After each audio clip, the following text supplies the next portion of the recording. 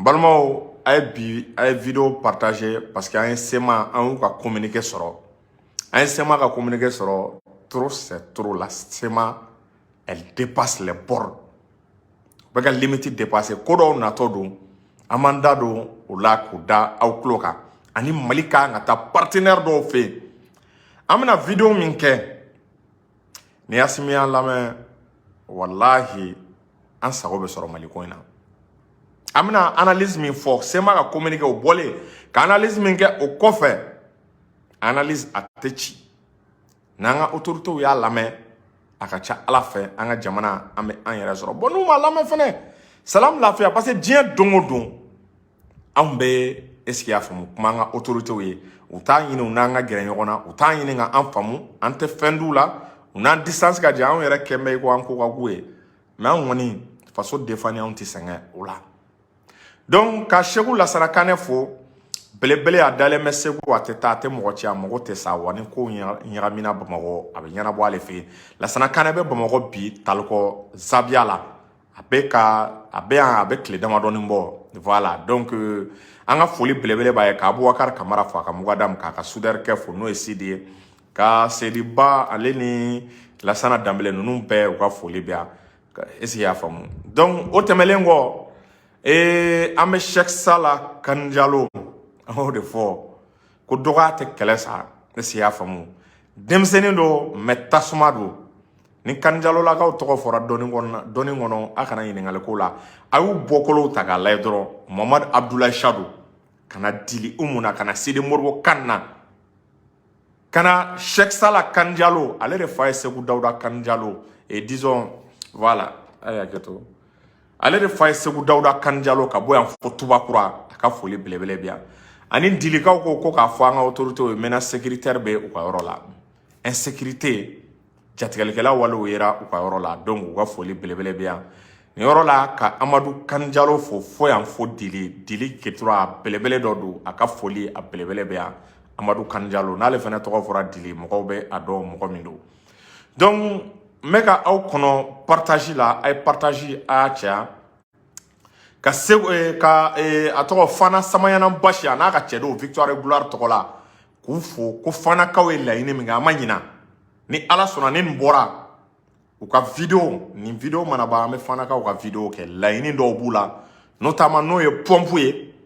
pompu et disoara ke to pompu te e fouragi ou mo be fouragi la amna kla ko vidéo ke aleni ou mo be ou ka dokotoroso ka sescom sans naona sescom jide betani sescom minawye donc amena kana andado o fenela ka almam bafo anye banga autorité o be ka mo décorer ou kana ina almam bako ou kana to anga jamana mo baw nu yu kodo wakati mna ku be kla ku décorer kan ina simin go ta fe almam ba ay para minga mali kono anga faso kanu nga inspiration abe bo almam bala ka lefu sa almam ba ma décorer asimi ni yake ko na be to histoire ko nala est-ce que vous voyez donc ka sew tungara fo le politologue Taïrouba Dr Alain Bokoum et yere wolo debout sur les remparts ou peka folie bien est-ce que vous voyez donc je pense que voilà amsega dou anga sujet ko nala malidon ambora ka sema ka communiquer aya me avec clef la voir clé sababo bien dimanche le 11 décembre sema ka communiquer là ou beka jelaki jugu de taka nyeshin mali armée ma mali autorité ma balma ko do be sema kono de jamfa bu kono fere jugu bu kono olu de ni France communauté internationale be barala ou ka communiquer kono ame do communiquer là communiquer kono la o ba yira ka fo kon ni a sanwolon vlae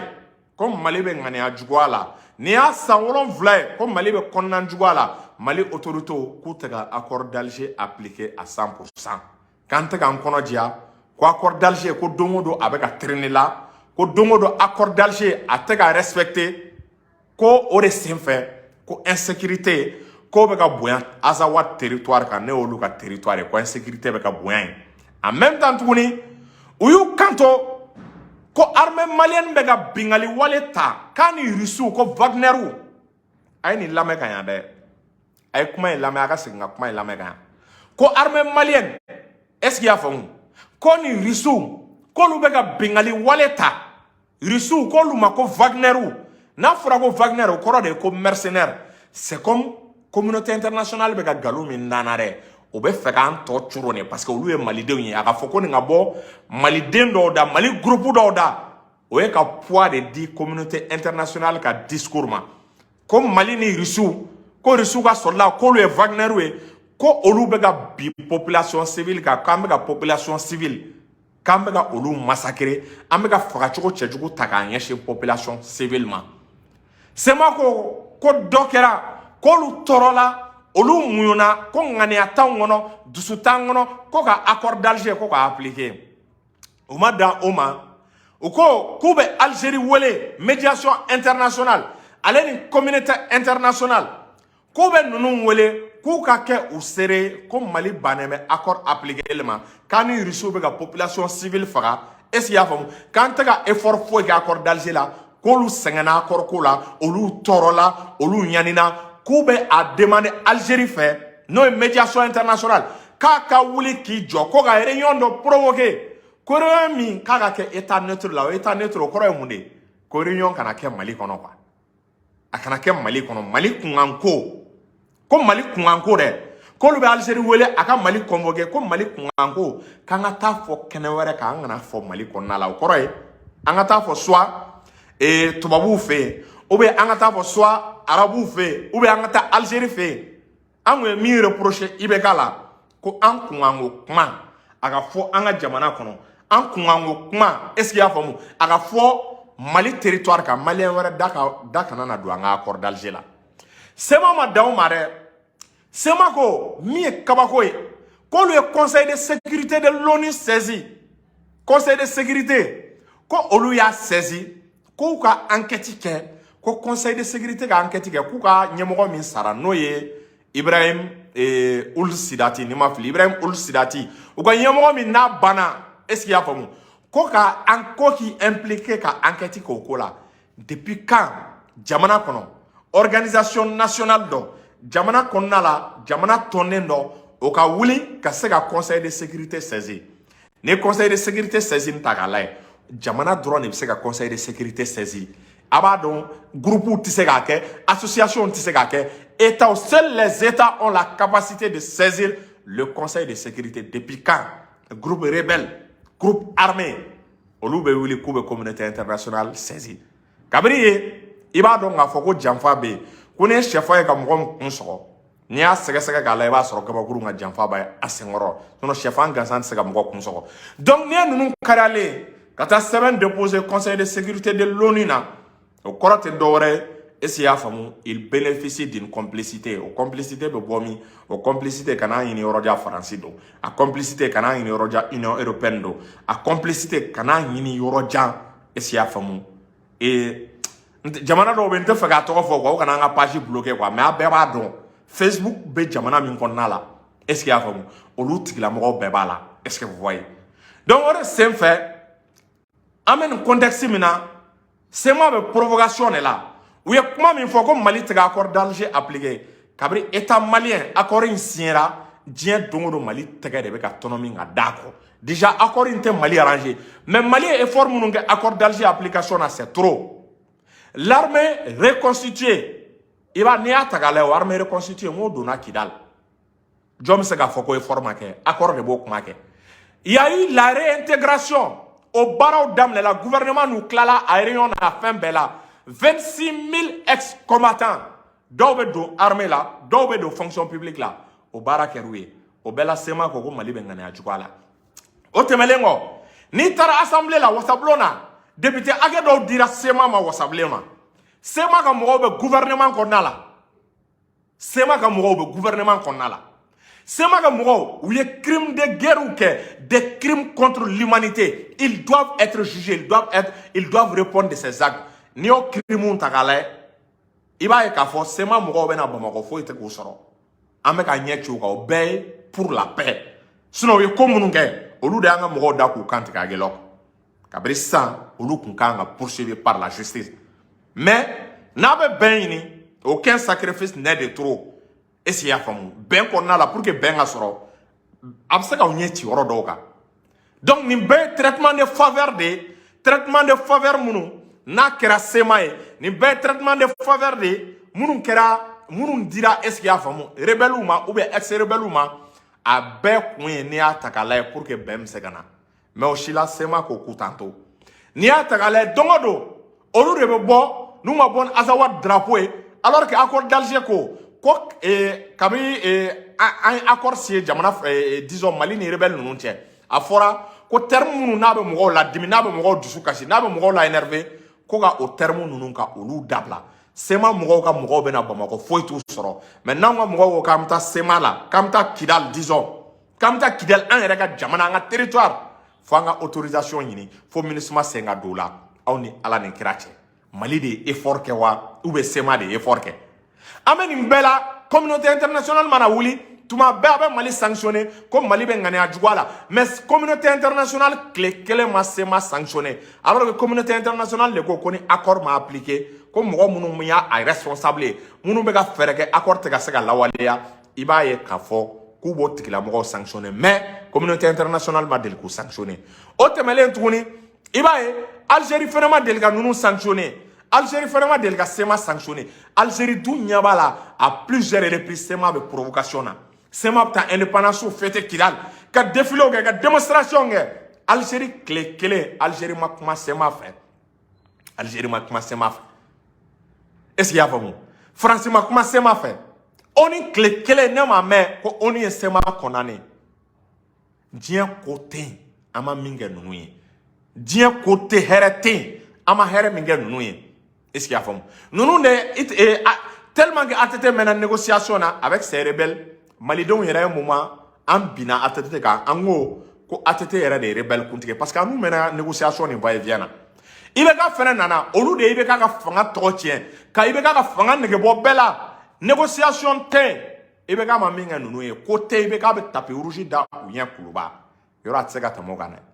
Assimi ninnu fɛnɛ nalen bonya tɛ bonya min ma da ninnu kan o bɛɛ la n'u ko k'u tɛ sabali u bɛ min kɔ u bɛ o sɔrɔ o de senfɛ an ye ko in bɛɛ ye armée malienne bɛ ka progrès récent min kɛ armée bɛ ka victoire min kɛ sema sirannen bɛ victoire de ye armée bɛ ka minɛn min sɔrɔ sema sirannen bɛ minɛn de ye an ye France gɛn sema jatigɛlen don an bɛna MINUSMA gɛn sema jatigɛlen don o de la sema bɛ fɛ ka conflit armé ka confrontation provoquer u b'a dɔn ils ne sont pas de taille à se confronter à l'armée malienne c'est-à-dire sema ka minɛn min bɛ Mali bolo duguci minɛnw de don c'est-à-dire groupe fitini ou terroriste groupe ni olu minɛnw tɛ quoi duguci minɛnw de bɛ anw bolo donc o de senfɛ sema jigi bɛ sa n'a ye armée malienne provoqué ka état provoqué n'a ni sema bilala kɛlɛ la sa i bɛ sɔrɔ k'a dɔn o de senfɛ ko mɔgɔ minnu bɛ sema kɔfɛ ko sema tɛ dɛ ko mɔgɔ minnu b'u kɔfɛ o mɔgɔw ti dɔwɛrɛ ye dɛ minnu b'u kɔfɛ Union européenne b'u kɔfɛ an bɛ Union européenne o mɔgɔw tɛ dɔwɛrɛ ye an bɛ OTAN ye u kɔfɛ o mɔgɔw tɛ dɔwɛrɛ an bɛ CEDEAO ye est-ce qu'il y a faamu ninnu kɔfɛ maliyɛnw bɛ ka secret de fɔ aw ye dɛ i bɛ CEDEAO ye ninnu kɔfɛ an ɲɛ bɛ Ukraine ni Russie ye kɛlɛ min kɛ u ma livraison d'armes kɛ Ukraine ma Ukrainenw ma wuli ka t'i yɛrɛ hinɛ don mɔgɔw la est-ce qu'il y a faamu ko bin bɛ ka kɛ olu kan ka sɔrɔ olu de ye kɛlɛ provoqué américains y'u su k'u bila Russie la donc o senfɛ tubabuw ye wari fara ɲɔgɔn kan ka minɛn kɛlɛkɛminɛnw ta k'a di Ukraine ma a b'a dɔn sema b'o provocation la donc armée malienne mana u kɛlɛ san dɔrɔn i b'a ye u bɛ wuli ka communiquéw daminɛ u bɛ wuli ka taa déclaration kɛ ka taa ONU saisi est-ce qu'il y a faamu ko armée malienne bɛ ka génocide kɛ est-ce qu'il y a faamu k'a bɛ ka siya faga kɛ k'a bɛ fɛ ka siya dɔw latunu donc o senfɛ u bɛ taa ko ka arme d'u ma i n'a fɔ ko arme dira Ukraine ma cogo min na u k'a yɛrɛ dɛmɛ dɛ u bɛ taa ko ka arme d'u ma ka avion d'u ma ka missile d'u ma k'u k'u yɛrɛ dɛmɛ ko parce que e m'a ye tuma bɛɛ u bɛ terme dɔ utiliser ko peuple de l'Azawad u ka communiqué u b'a fɔ ko le peuple de l'Azawad les territoires de l'Azawad olu ye terme dɔ de pour chercher l'indépendance terme tɛ kunfɛ dɛ la notion de peuple droit international mɔgɔw tulo bɛ na la notion de peuple la notion de territoire la notion du droit d'autodétermination des peuples à disposer d'eux-mêmes n'i b'a kuma mɛn mɔgɔ o mɔgɔ da i b'a kuma mɛn groupe o groupe da o laban i b'a ye o groupe est-ce qu'il y a faamu olu bɛ ka mun de kɛ i b'a ye k'a fɔ olu bɛ na indépendance de ɲini parce que o notion o de bɛ mɔgɔ permet indépendance la Soudan du Sud ye o notion de utiliser ka indépendance sɔrɔ Mali yɛrɛ o notion de utiliser ka indépendance sɔrɔ France la le peuple du Mali e m'a ye kuma o kuma u b'a fɔ ko le peuple de l'Azawad Azawad peuple te kun fere ou mago be indépendance de la ou mago be tubabu ka soutien de la ou mago be tubabu ka dɛmɛ de la o de la o b'a fɔ ko nous peuple de l'Azawad o kɔrɔ ye ko territoire b'an bolo o kɔrɔ ye ko gouvernement b'an bolo o kɔrɔ ye ko jamakulu b'an bolo n'o fɛn saba b'i bolo gouvernement b'e bolo territoire b'e bolo jamakulu b'e bolo n ko kɔrɔ de ye ka indépendance d'i ma sema bɛ indépendance de ɲinina donc n'an y'u kɛlɛ u bɛ taa la stratégie de la victimisation ka taa fɔ ko olu ye minorité de ko baga kɛra olu ma a dun bɛ ONU ka sariya la a bɛ ONU ka texte la ko minoritéw kan ka protéger est-ce qu'il y a faamu ko peuple kan ka protéger donc kabiri san le Mali doit commencer une offensive diplomatique a ye nin yɔrɔ lamɛn a ka cɛsi min ma le Mali doit commencer une offensive diplomatique parce que bi n'i ye géopolitique ta k'a lajɛ actuellement ils sont en train d'affaiblir la Russie pour que Russie kana se k'i occuper Mali la kosɛbɛ o de la u bɛ ka diɲɛ kɛlɛkɛminɛn kɔsa in na u bɛɛ y'u ka budget exploser ko ka lahaw ta minɛnw ta k'a di Ukraine ma objectif les États-Unis veulent affaiblir vraiment la Russie par tous les moyens donc nous Russie affaibli ou bena ye Russie tina se ka implanter en kosɛbɛ donc u bɛ sema bila olu bɛ provocation kɛ ka armée malienne provoquer ko mercenaires bɛ yan tiɲɛnikɛlaw bɛ yan Wagner bɛ yan donc u bɛ taa résolution dɔ ɲini ONU na a bɛ fɔ ko ni intervention ma kɛ ko armée malienne k'a ni mercenaires Russie ka mercenaires ka terme quoi k'a ni olu est-ce qu'il y'a faamu k'u bɛna exaction kɛ peuple kan est-ce qu'il y'a faamu k'u bɛna exaction kɛ donc u b'o prétexte de ɲini k'a demander OTAN ka n'u dɛmɛ k'a demander arme ka d'u ma arme bɛ ka d'u ma arme bɛ ka di Ukraine ma cogo min na u bɛna demander ko arme ka d'u ma ten sinon la SEMA ne fait pas le poids face à l'armée malienne mais mɔgɔ de b'u kɔkɔrɔ adamaden ma farin na i jigi de ka farin o de senfɛ diplomatiquement Mali ka kan ka offensive diplomatique ka taa allié caman de ɲini a yɛrɛ la Mali ka kan ka allié ɲini a yɛrɛ la déjà allié dɔ b'an kɛrɛfɛ Laginɛ an k'an teliya parce que kɛlɛ tɛ Laginɛ bi an k'an teliya ani Laginɛ ka coopération militaire o ka bila sen kan an bɛ kow de ɲɛbila nin ye ko dɔw ɲɛbila de parce que SEMA bɛ ka nin baara min kɛ a tɛna se ka continuer a tɛna continuer donc an ka terrain préparé ta ne bɛna ale analyse min kɛ n'o ka sɔrɔ an ni Assimi kun gɛrɛlen bɛ ɲɔgɔn na Victoire ni Gloire ni Assimi kun gɛrɛlen bɛ ɲɔgɔn na an n'an ka autorités kun gɛrɛlen bɛ ɲɔgɔn na ne kun tɛna nin fɔ réseau kan an kun bɛ jɛ de ka stratégies planifier ka plans labɛn ɲɔgɔn fɛ mais mɔgɔw b'a fɔ diɲɛ don o don Amara ye nin f'u ye n'anw n'u gɛrɛlen bɛ ko dɔw bɛ yen olu tɛ réseau ka kuma ye o n'i y'a ye kuma caman bɛ yen conseil caman bɛ yen an b'a di réseau kan parce que anw n'u cɛ ka jan aw hakililaw n'u ka surun cogo min na o tɛ tiɲɛ yɛrɛ anw n'u cɛ ka jan mɔgɔ ta u dɛmɛbagaw fanga dɛmɛbagaw fanga kɛlen bɛ k'i ka distance ta an t'a dɔn hakilina mun b'u la mais ne kɔni ne bɛ n ka solution ne bɛ a proposer réseau kan donc yɔrɔ n bɔra k'a fɔ u ŋaniya yira ŋaniya tɛ dɔwɛrɛ faire intervenir l'OTAN au Mali est-ce que vous voyez demander des armes pour se défendre contre l'armée malienne donc ni kɛlɛ kɛra i bɛna ye u bɛna u dɛmɛ o senfɛ Mali ka kan ka kɔn ka mun de kɛ Mali ka kan ka allié ɲini n bɔra ka Guinée f'i ye kɛlɛ tɛ Guinée ka sɔrɔ dɔrɔn an mago bɛna se olu ma parce que an m'an labɛn nin molobaliya in tɛ se ka laban o tɛmɛlen kɔ tuguni Mali ka kan ka taa Iran l'Iran peut aider le Mali bi an bɛ wagati min na Mali mago bɛ dɛmɛ min na a dɛmɛ 100% an kana ɲɔgɔn nɛgɛ Russie kelen tɛ se ni ye géopolitique ta ka conjoncture actuelle ta k'a lajɛ Russie kelen tɛ se ils sont en train d'affaiblir la Russie en Ukraine kɛlɛ in bɛ gɛlɛya kelen ma aw m'a ye kɛlɛ in na n ko Russie yɛrɛ taara partenariat ɲini Iran fait. Russie plus de 1000 missiles. Ou de commandé avec l'Iran. Ou t'as un partenariat ni Iran fait. Est-ce qu'il y a un Iran instructeur d'Obé na Russie forme drone na. Dien kelebe keni alliance de angana yoko nege. Angana nunu miriko rebelu do koka grine. Kelebe keni alliance de. Angata Iran non fait. Non seulement ka drone ndama, anga drone sambolo. Anga drone anga technologie yinu bolo ou ka missile fene di ama bi am mogo be les missiles de longue portée iranien jamana korbo amanto Mali la ki ka jamana ci am mogo bola bi Iran se ko ke ni Iran nana Iran fene ka base ka ke il y a la Russie il y a la base iranienne il y a les Guinéens est-ce qu'il y a famu o temele ngo anga ta Turquie fait jamana beba ka intérêt de ko angu ka intérêt yurula intérêt d'oreto Mali be 51% sur ni mogo be femina amo fitini dima no e gaz ou be pétrole amo doni dima ibe mogo ka intérêt de yurula mo sitna mogo de me fula Iran ou Russie ou bebena angu ka intérêt ou ka intérêt ni nchoko kayni tubabu ka intérêt ni nchoko anga Turquie fene intéressé Mali la ni Turquie intéressé la Iran me Mali la Turquie bɛ Mali la est ce qu'il y a comme Iran bɛ Mali la Turquie bɛ Mali la a tɔgɔ bɔtɔ filɛ kɔnɔ Guinéens bɛ ka an dɛmɛ Russes bɛ yen est ce que vous voyez Chinois fɛnɛ olu bɛ Mali la militairement vous pensez que l'OTAN aura le courage d'intervenir autant de se ka na autant de se ka na malgré que la Turquie fait partie de l'OTAN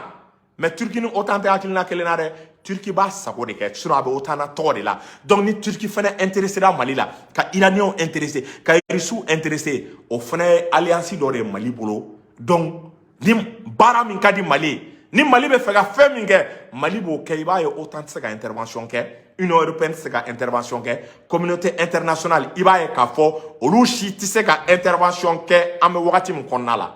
n bɛ ka analyse min kɛ tan analyse a tɛ se ka wuli wa an k'an teliya o de fɛ SEMA bɛ ka provocation min kɛ ni c'est à dire armée malienne y'u ka situation faamu ko ye an tɛ ka bi provocation in kɔnɔ mais n'a tɛmɛna nin kan i b'a ye SEMA bɛ bɔ provocation na a bɛ na menace directe yɛrɛ la i b'a ye ni ala ma jan kɛ SEMA kariyalen don ka armée malienne attaquer a kariyalen don k'a kɛ quoi parce que a b'a kɛ de pour que a ka dɛmɛ sɔrɔ Ukraine bɛ ka dɛmɛ sɔrɔ cogo min na ka dɛmɛ ɲini ten ka t'i yɛrɛ victimiser surtout a b'a dɔn anw ni tubabuw man di tubabuw dun bɛ Sahel kɔ SEMA bɛ taa yir'u la k'u b'u sago sɔrɔ Sahel kɔnɔ tubabuw dun ka intérêt kama u pɛrɛlen bɛ diɲɛ fɛn bɛɛ ɲɛ u ka intérêt kama i m'a ye u pɛrɛ ka marifa di Ukraine ma u ka intérêt kama ninnu pɛrɛlen don ka SEMA armée ka SEMA dɛmɛ billahi u kariyalen don k'a kɛ n bɛ ka analyse min fɔ c'est une analyse infaillible est-ce qu'il y a faamu donc au senfɛ l'axe le Mali doit renforcer la coopération avec l'Iran Iran Mali la ka fara Russie kan ka fara Turquie kan ninnu bɛɛ bɛ baara kɛ Russie ni Turquie ka di Russie ni Iran ka di est-ce que vous voyez an mago bɛ armée guinéenne filɛ kɛlɛ t'olu fɛ yen an mago b'u ka contingent dɔ la an bɛ bloc dɔ de labɛn o bloc in pour faire peur à l'OTAN donc OTAN b'a ye n'a ma fara ka intervention kɛ ni ala ma jan kɛ troisième guerre mondiale bɛ wuli Mali la est-ce qu'il y a faamu donc ni Mali y'i sago sɔrɔ au fur et à mesure kɛlɛ ni fɛn banna dugu jukɔrɔ nafolo an y'olu sɔrɔ an bɛ commencer nin partenaire ninnu ka dɔɔni dɔɔni b'u ka élan na an bɛ commencer partenaire ninnu est-ce qu'il y a faamu ka contrat yɛrɛ voix u caman ka se ka segin u ka so donc n'u seginn'u ka so ko tɔ bɛ to armée malienne bolo est-ce qu'il y a faamu mais an bɛ contexte géopolitique min na Mali kelen tɛ se ka kɛlɛ kɛ Mali ni Russie dɔrɔn ça ne suffit pas an mago bɛ allié wɛrɛ la ɲɛ bɛ kɛlɛ in taatɔ la cogo min na SEMA yɛrɛ tɛ sɔn k'a bɛ kɛ armée malienne kan mais a mago bɛ mɔgɔ wɛrɛw de la la SEMA a besoin de l'aide des Européens de l'aide de l'Amérique de l'aide de l'OTAN a mago bɛ o de la SEMA veut bénéficier du même soutien que l'Ukraine a b'o de kɔnɔ o de la o bɛ ka provocation ils veulent accélérer les choses wa an bɛ kelen fɔ Mali ye a diyara mɔgɔw ye o bon dɔ ye Corée du Nord fɔ bon Corée du Nord minɛn bɛ Corée du Nord bolo mais économiquement olu ka problème c'est l'économie quoi Corée du Nord ka problème ye économie de bon je sais pas mais an bɛ se ka tenter c'est une possibilité on peut le tenter donc an ka Corée du Nord fɛnɛ an k'olu fɛnɛ layɛ n'an bɛ se ka armement min sɔrɔ k'u intéresser Mali la donc an ka commencer k'an ka bloc n'an ka alliance an kana dan Russiw ma dɛ n bɛ k'a fɔ a ye a lase an kana dan Russiw ma an bɛ yɔrɔ min na wallahi tubabuw t'an to yen a y'an diya o a m'an diya o t'an to yen est-ce qu'il y a faamu u bɛ terroristes bila u bɛ SEMA su san u bɛ ka SEMA su de sinon diɲɛ fɛn bɛɛ kɛra SEMA ye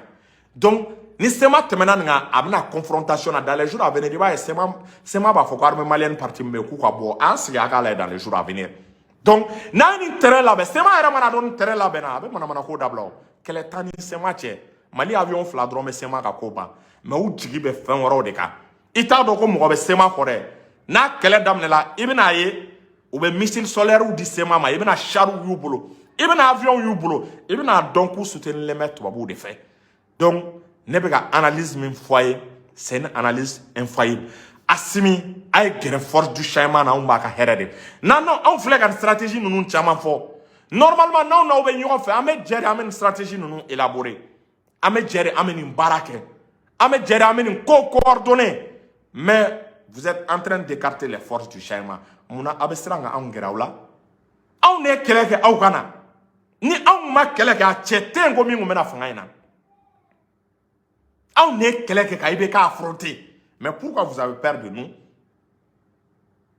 ou bien conviction min bɛ anw na anw bɛ ka kɛlɛ kɛ ni conviction min ou bien a bɛ ka siran conviction in na n'o de don fana y'a fɔ parce que fo ka dugukolo meleke anw bɛ sira min kan anw tɛna sira in bila Faransi an b'a gɛn an ka dugujukɔrɔ nafolo an b'a nationaliser ka kan taw ye. Est-ce que vous voyez? On a une révolution à esprit, à idéologie de bauna.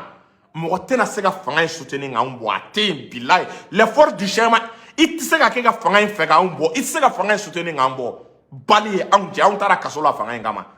Mais pourquoi on les met à l'écart? Olu de bɛ se ka nin kɛlɛ kɛ o. Parce qu'à un niveau min na, il faut nationaliser les sociétés minières. Sociétés minières ou kan ka nationaliser, jɔn de bɛ se ka kɛ fort du changement? Parce qu'on teste la communauté internationale. On a talé tout là. On a compté CEDEAO là. On a compté français. On a compté Europe. Non, on a une société minière ou nationalisée. On met ça à baraque. Parce que multinationales ou de quel mec à Mali ta gonoma. Ou y a Mali Chile, ka Mali Fara. Ka multinationale ou toi ou entreprise ou. Quand on tako blanc Mali gono. Ou de quel mec à Mali ta ou ta. La nga soron nga fin bébé ou de boulot. On me contexte maintenant on est toi ou yongona. Est-ce que société ou kanga toi toi ou boulot tourni. Amanga tout boulot. On connaît te senganga conseil la peuple nyabala dia dongo en manga conseil di maintenant te fait que la problème dans on me continuer anga komala on me continuer anga komala par amour pour le peuple malien nous continuons le combat. Est-ce que vous voyez? Mais le combat continuera ni te instant de décision tauro dobe ni te avec quel gele ay bolo donc ne be combat bla merci.